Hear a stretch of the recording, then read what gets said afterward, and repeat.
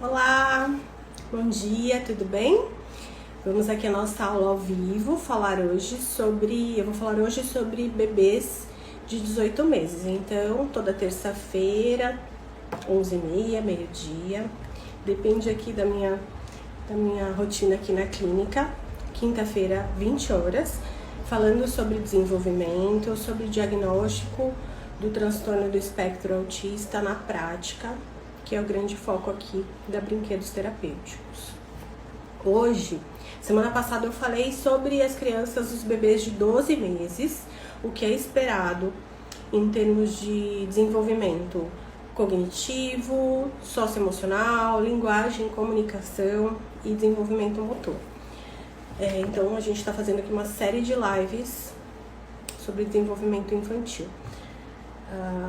Então, se você quer fazer parte aí do grupo de profissionais que tem um olhar treinado para avaliar crianças com suspeita, com sinais de risco para até o desenvolvimento atípico, assiste aqui as nossas lives que a gente vai estar falando bastante sobre desenvolvimento atípico, que é essencial, entre outras coisas, né, gente? Manejo, espaço, o olhar específico para as red flags e uma série de outras coisas. Não é só saber sobre desenvolvimento típico, nem saber sobre desenvolvimento atípico. Tem um saber específico para avaliar crianças com sinais de risco para TEA, mas essas lives vão cuidar de uma partezinha essencial para quem quer avaliar crianças com suspeita de desenvolvimento atípico. Bom, vamos lá. Então hoje o tema da nossa live são os bebês de 18 meses. Eu vou falar direto aqui e aí ao final eu vou deixar um tempinho para perguntas. Se vocês quiserem ir fazendo perguntas, mandem por essa interrogaçãozinha aqui, que fica mais fácil do que nos comentários. É uma live mais curtinha, tá, gente? Porque como eu tô no meio do meu dia de atendimento aqui de rotina, não dá para ser uma live mais longa como da quinta-feira à noite. Então vamos relembrar. Desenvolvimento infantil não pode ser observado somente peso, altura, perímetro cefálico. A gente precisa pensar nos outros quesitos do desenvolvimento, né? Uma criança, ela aprende a se relacionar, ela aprende a interagir, ela aprende a brincar, ela aprende a utilizar os objetos, ela aprende a observar o ambiente, ela aprende a se comunicar, ela aprende a caminhar, ela aprende a correr, enfim, tem uma série de aprendizagens. Então isso tudo faz parte do desenvolvimento. Não adianta só ver se a criança está bem alimentada e se não está com nenhuma doença, né? Meu filho está super bem, ele está ganhando peso, está crescendo e só tem rinite, sinusite, né? Basicamente é isso. Tem aquelas doenças básicas de quem mora nas grandes cidades ou aquelas doenças básicas de criança, né? Ou então nunca pegou nenhum resfriado, nunca tomou nenhum tipo de medicamento, tá com ótimo peso, tá crescendo, tá dentro da curva ou tá acima da curva, tá maravilhoso. Mas como é que está o desenvolvimento social dessa criança, emocional, cognitivo, motor, linguagem, comunicação? Isso é uma coisa que não se costuma ouvir por aí, né? Tudo que é da ordem não muito observável, que é da ordem emocional, é relegado a crendices populares muitas vezes, sem nenhuma questão polêmica, mas às vezes é deixado para questões religiosas, para questões somente de valores e não atribuído a questões científicas, né? E existe uma ciência por trás também do desenvolvimento socioemocional, linguagem, comunicação, cognitivo e motor. Então a criança não é uma sementinha que joga no quintal e ela cresce sozinha, ela precisa de estímulo para se desenvolver adequadamente. Existem transtornos do neurodesenvolvimento que tem evidências aí nos primeiros meses de vida e a gente precisa ficar atento se está tudo correndo bem. Vamos falar inicialmente sobre o desenvolvimento social emocional, socioemocional, como é mais conhecido. Aos 18 meses, uma criança, ela gosta muito de entregar coisas aos outros. Então é muito comum uma criança de 18 meses ficar entregando objetos para as outras pessoas, para os seus parceiros ali. Podem ser os familiares, pode ser uma visita, pode ser o professor na escola. Ela vai ficar entregando coisas, né? Entregando, olhando para a pessoa, buscando no rosto dessa pessoa algum tipo de reação. Não necessariamente esse entregar é para que essa pessoa execute alguma ação com esse objeto. Então não é exatamente para abrir um pote ou para apertar um botão. Ela entrega com o sentido de compartilhar aquele objeto, tá? As pessoas gostam de brincar com a criança, mas nessa idade é aquela criança que ela fica atentando o adulto mesmo, ela não deixa o adulto quieto, né? Então se é uma visita, ela pode até ficar um pouco tímida no começo, mas depois ela vai engajar ali e vai ficar tentando o adulto, tá? Então a gente espera que o adulto sofra bastante contato daquela criança, né? Os adultos querem conversar e a criança tá toda hora ali no meio, entregando um objeto, cutucando, tentando fazer uma interação. É isso que a gente espera de uma criança de 18 meses. Uma criança de 18 meses, ela brinca de faz de conta simples, tá, gente? Como, por exemplo, alimentar uma boneca, utilizar um pente como um pente, na boneca, né, no ursinho, né? Às vezes a gente escuta assim de pais, né? Ah, mas eu não tenho esse tipo de brinquedo em casa. Isso se dá através da imitação das atividades diárias. Então, normalmente essas brincadeiras simbólicas iniciais são devido à imitação daquilo que a criança vê em casa, da mãe cozinhando, da própria alimentação, das atividades que ela passa, do banho, da alimentação, da mãe cozinhando, varrendo a casa, tá? Então, esse brincar de faz de conta mais incipiente, ele é precedido pela capacidade de imitação, ok?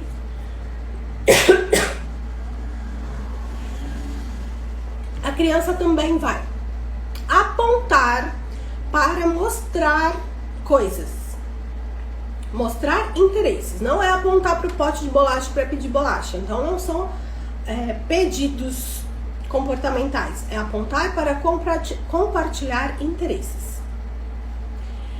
E aponta bastante, tá?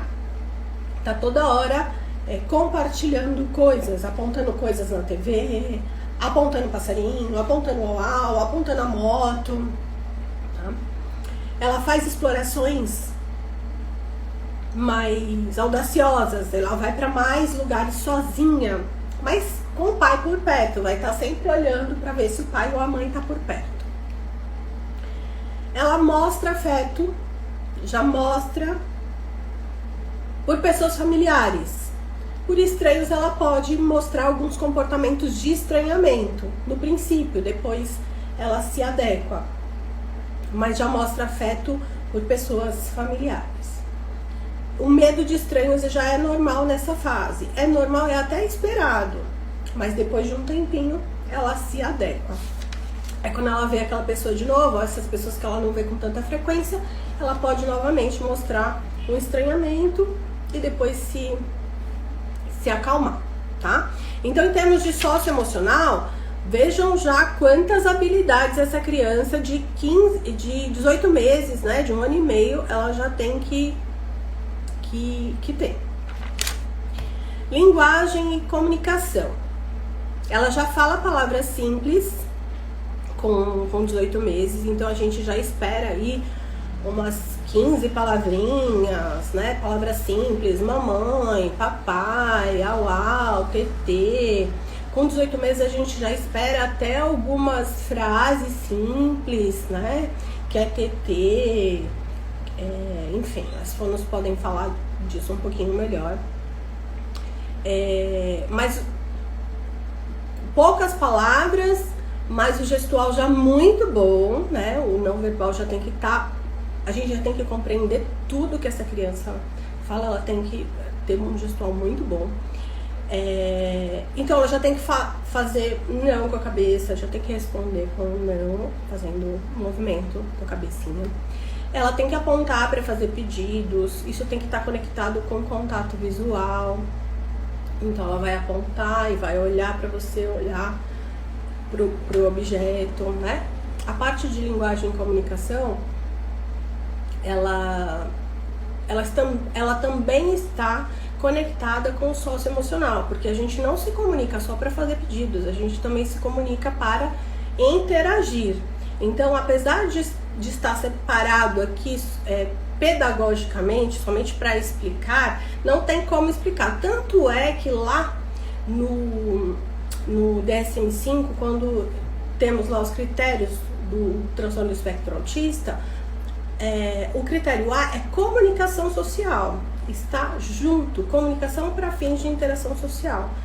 Nós não separamos, né? Então a gente avalia se a criança se comunica para fins de interação, porque uma criança pode falar, mas não com fins de interação social. Então a gente avalia no desenvolvimento se a criança fala e o que ela fala, se isso está ali crescendo junto com as habilidades socioemocionais. Vou dar um exemplo para você. Às vezes a gente está avaliando crianças pequenininhas com sinais de risco de desenvolvimento, né, de transtorno de desenvolvimento, e a criança não se comunica, não se comunica adequadamente para a idade, o não verbal não tá legal, o contato visual não tá legal, não aponta para compartilhar interesses, a interação não tá bacana, tem alguns atrasos ali ao que era esperado para a idade, mas a criança fala, toda vez que ela vê números, ela fala os números em português, em inglês, em outra língua, fala todas as vogais, fala todas as consoantes, mas não fala mamãe, não fala papai, não fala água, não fala sono, mas fala em duas línguas, né? Porque ela gosta muito daquele vídeo, né? Então isso é uma coisa que chama atenção, né? Então assim, não usa a fala de forma funcional para fins sociais, para fins de interação, mas tem ali a capacidade de fala, né? Então é verbal, mas não usa isso de forma funcional para fins de interação social. Então isso é uma coisa que chama bastante atenção, tá? É claro que junto com outras coisas, né, gente? Eu não tô dizendo que isso é diagnóstico de nada, eu tô dizendo red flags, vamos ficar atentos. Então, uma criança na parte de linguagem e comunicação tem que já falar frases simples, palavras simples, e se perder habilidades se não adquirir novas palavras, se perder, já falava mamãe, falava papai, mas aí com 18 meses parou de falar. Ela falava TT, mas parou de falar. Ela falava uau, falava passarinho e parou de falar. Aí também a gente tem que ficar atento. Na parte cognitiva, vocês vão perceber que também na parte cognitiva tem algumas questões que estão relacionadas à linguagem e o socioemocional.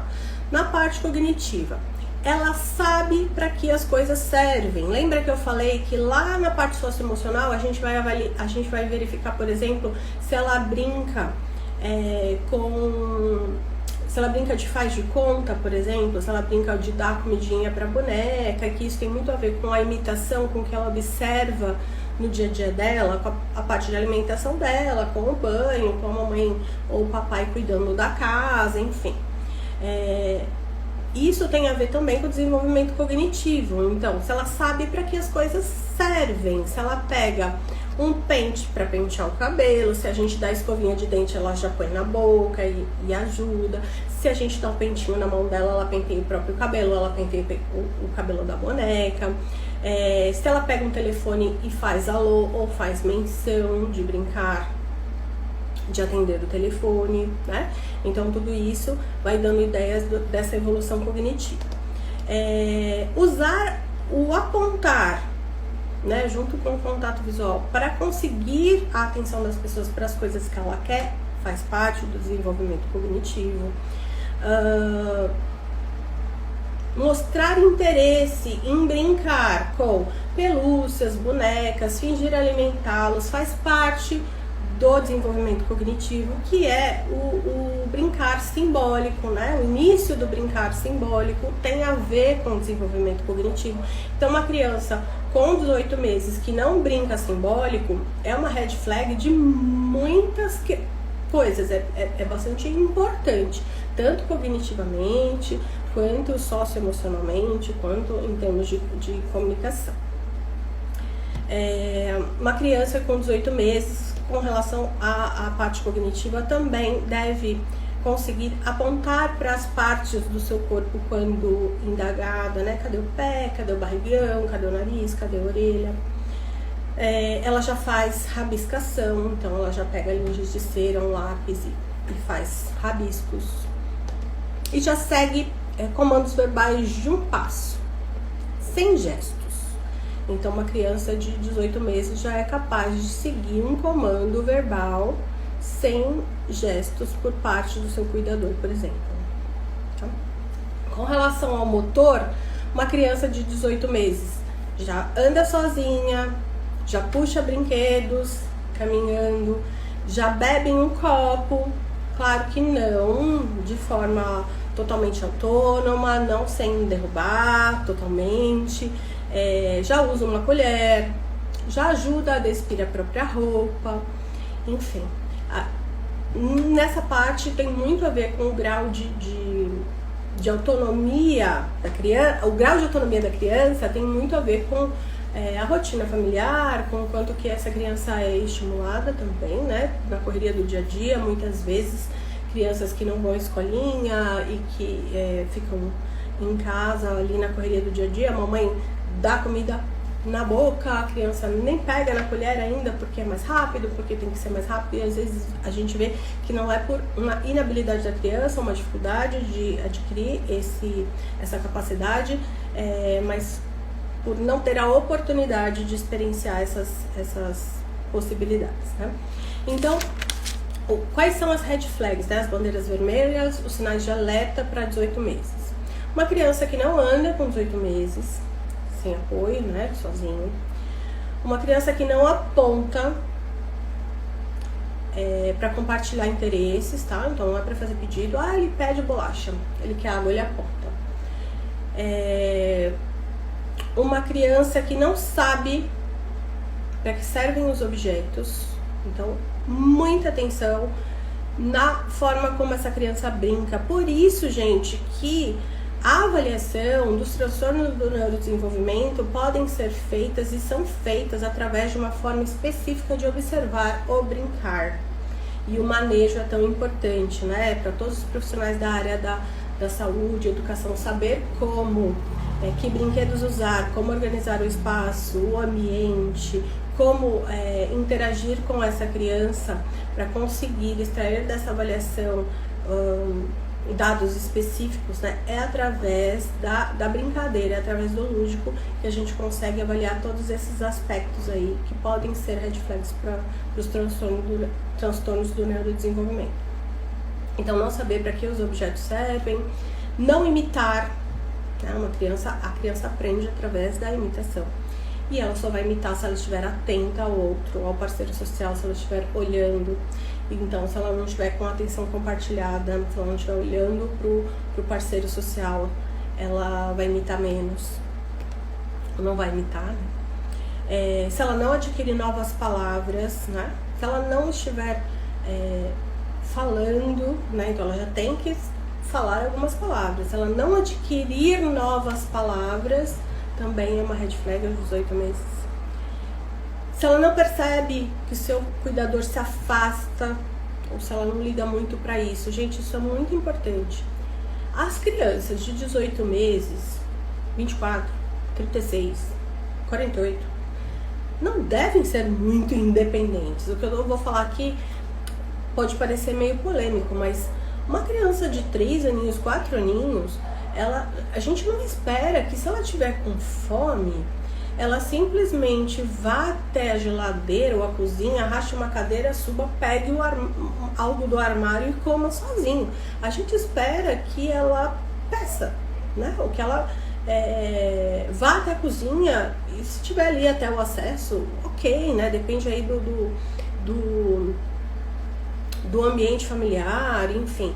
Mas a gente espera que ela tenha a capacidade de pedir. O que a gente vê muito nas avaliações, às vezes de crianças menores, é que essa independência às vezes mascara dificuldades dessa criança fazer pedidos, e muitas vezes tratam-se de crianças com transtornos do neurodesenvolvimento, que não sabem fazer pedidos, que não, diante de uma necessidade, não pedem, vão lá na cozinha e pegam, né? Porque não sabem fazer pedidos, e às vezes até se colocam em riscos grandes na cozinha, com vidros e enfim, e outras coisas, né? Eu tô falando de crianças às vezes de 2 anos, 3 anos, que diante de fome vão na geladeira, abrem a geladeira e pegam, e o pai tá do lado e não fala, né? Não fala, não pede, não arrasta, não aponta, né? Então vamos ficar atentos a crianças muito independentes numa fase onde é esperado algum tipo de comunicação e não de independência. Espero que vocês tenham entendido o que eu disse aqui, né? Eu não disse que uma criança não tenha que ter independência, mas algum tipo de independência para cada faixa etária, né? E para essa faixa etária eu não espero que uma criança de 18 meses, 24 meses vá até a geladeira e pegue um ovo para fazer um bolo, ou que pegue uma faca para cortar uma maçã e pegue a própria maçã. Espero que ela mencione para a mamãe que está com fome, ou que de alguma forma se comunique. Em qualquer faixa etária, perder habilidades já adquiridas é um problema, né? Então essa é a última red flag que eu tenho para trazer para vocês aqui. Deixa eu ver se tem alguma dúvida. Ninguém deixou dúvida, então eu acho que foi uma ótima aula. Tô brincando. Gente, alguém tem alguma dúvida? Terminei aqui a minha exposição sobre os 18 meses, social, cognitivo, motor, linguagem e as principais red flags desse período. Oi, Li. Eu vi aqui alguém falando que se vai ficar gravada, vai sim, vai ficar gravada. Como todas as aulas, a gente deixa gravada. Se vocês não tiverem dúvidas, eu sempre, às terças-feiras, eu tô programando uma aula mais curta, de em torno de 30 minutos, com um tema também mais enxuto, para eu conseguir falar em 30 minutos. A próxima aula, deixa eu ver aqui qual vai ser. Vai ser uma série, né? 18 meses. A próxima aula vai ser 24 meses. Né? Então vai ser o bebê de 24 meses. Meu filho era assim, independente, foi diagnosticado com autismo com 4 anos. Muitas crianças com diagnóstico posterior de autismo, às vezes na fala dos cuidadores durante as avaliações iniciais são tidas como independentes. Também acho, Lilia, essas aulas são muito importantes. Às vezes a gente não tem noção do quanto conhecer o desenvolvimento típico é importante para avaliar desenvolvimento atípico, né? Eu particularmente não tive aulas específicas na graduação, né? Claro que tem cursos, né? Tem cursos específicos, mas a proposta aqui da Brinquedos Terapêuticos é trazer essas aulas ao vivo. Elas fazem parte, para quem não sabe, de aulas de toda terça e toda quinta, são aulas programadas aí para que vocês possam aproveitar, e elas também ficam disponíveis lá para as alunas do curso de Diagnóstico e Transtorno do Espectro Autista. Faculdade Princela mesmo, só um tantinho. A Charlene tá falando, meu filho é na fala. Seu filho tem atraso na fala? Tem que avaliar, né? Não sei se... Eu acredito que é um pouco atraso na fala, falta de estimulação em casa. Pode ser, né? O que é importante é que a gente só vai saber isso através de uma avaliação. Essa pode ser o resumo da ópera, né? Pode ser, mas a gente só pode afirmar isso através de uma avaliação, né? Porque pode não ser, né? E a gente não pode ficar no achismo, né? Existem transtornos específicos que afetam a fala e que podem até ser potencializados pela falta de estimulação. Mas o que a gente sempre orienta aqui, eu tento orientar aqui, até porque estou de fora, não conheço os casos, e sempre que alguém pergunta algo, procure um profissional para que ele possa avaliar seu filho e dizer se você precisa de uma intervenção ou se você precisa apenas de orientação. Um profissional ético, adequado, ele vai te orientar, olha mãe, tá tudo bem, tá tudo ok, vai aplicar os testes corretos, vai usar os protocolos e vai orientar, mãe, olha, seu filho tá ficando muito tempo em tela, tá com pouca estimulação, estimula. E vida que segue, né? Vamos avaliar daqui a 6 meses, enfim. Agora, principalmente aqui, né? No meu lugar aqui, eu jamais poderia colocar isso dessa forma, né? Olha, gente, os pais não estimulam, porque eu estaria generalizando todos os pais e todas as crianças. Então, acredito muito que num dever social, né, de procurem avaliação. A partir da avaliação, a gente considera que os profissionais são éticos e adequados, capacitados e vão fazer a melhor orientação para esses pais, né, de dizer, vida que segue, pai, vai lá, estimula, faz essa brincadeira em casa, passa mais tempo com o seu filho, orienta o brincar, né, as fonos fazem isso aqui, ajudando os pais bastante, muitas vezes. Deixa eu ver aqui.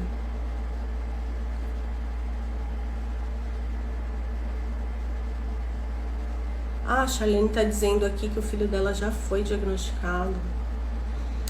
E se a criança tem um mau comportamento, como jogar brinquedos no chão e não se comunica muito.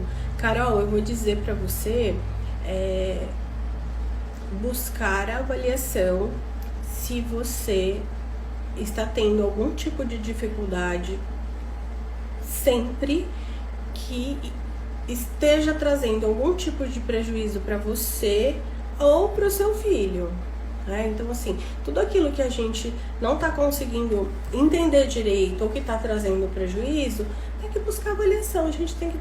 Eu sei que não é fácil, o acesso a esses tipos de terapias não são fáceis, a gente tem um sistema de saúde sucateado, mas eu não tenho outra coisa para te dizer, né?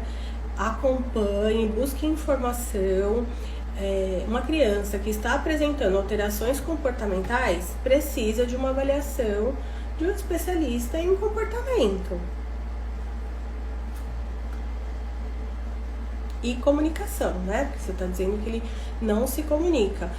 Tem que pensar em que idade que ele tem, o que era para ele estar fazendo, porque sim, alterações de comportamento podem estar relacionadas a atrasos importantes na comunicação. Uma criança que não se comunica pode ter alterações comportamentais, mas não dá para fazer um diagnóstico somente com essas duas informações. Uma avaliação ela é muito complexa, e eu te dizer qualquer coisa também aqui para te acalmar pode fazer com que você não vá buscar ajuda, por exemplo, né? Tem gente que fala assim, mas fica pilhando os pais, deixando os pais nervosos.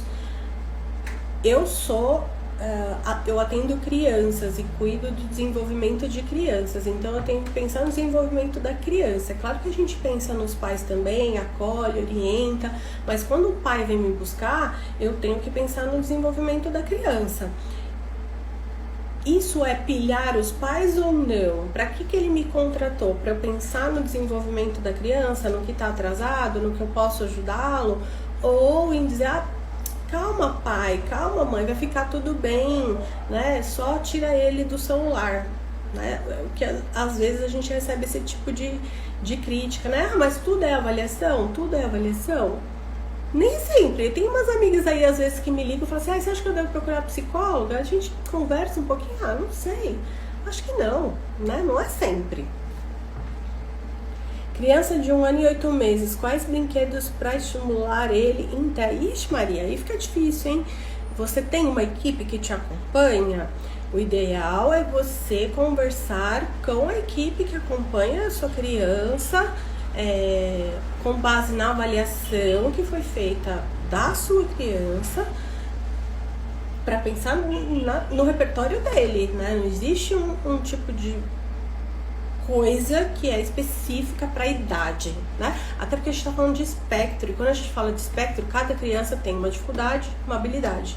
Então não é por idade, tá? Então o ideal é você conversar com a equipe que acompanha ele e ver. E além do mais, a gente está falando de uma pessoa que tem interesses específicos, que tem seu gosto. Então o ideal é alguém que conheça bastante essa criança, te orientar com relação a isso.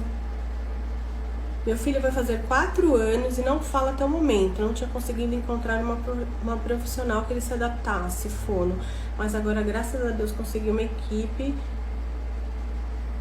que ele se identificou. Psico. Ah, que bom, Tatiane. Tatiane Flores. Além disso tudo, a Tatiane tá dizendo assim que faltou muito estímulo por causa da correria da vida. Gente, a falta de estímulo, ela pode ser a causa de um atraso, mas a criança pode ter um transtorno do neurodesenvolvimento e, além disso, a falta de estímulo. Então, teve muita gente na maratona, na última maratona que a gente fez, falou assim, como diferenciar isso, né? Um atraso, por exemplo, como é que foi a pergunta? Foi assim, por conta da pandemia, muitas vezes as crianças ficaram sem estímulo, né? E como a gente diferencia essa falta de estímulo de um atraso? Falta de estímulo também gera atraso, né? Então, assim, não tem muita diferença. Não foi estimulado por conta da pandemia ou tem um atraso por conta de um transtorno do neurodesenvolvimento. Os dois precisam de uma estimulação, mas às vezes por conta de um transtorno do neurodesenvolvimento, isso pode ser mais difícil, vai ser mais lento, enfim, precisa avaliar direitinho, né? Mas atraso é atraso, gente. A criança era para estar fazendo uma coisa e não tá.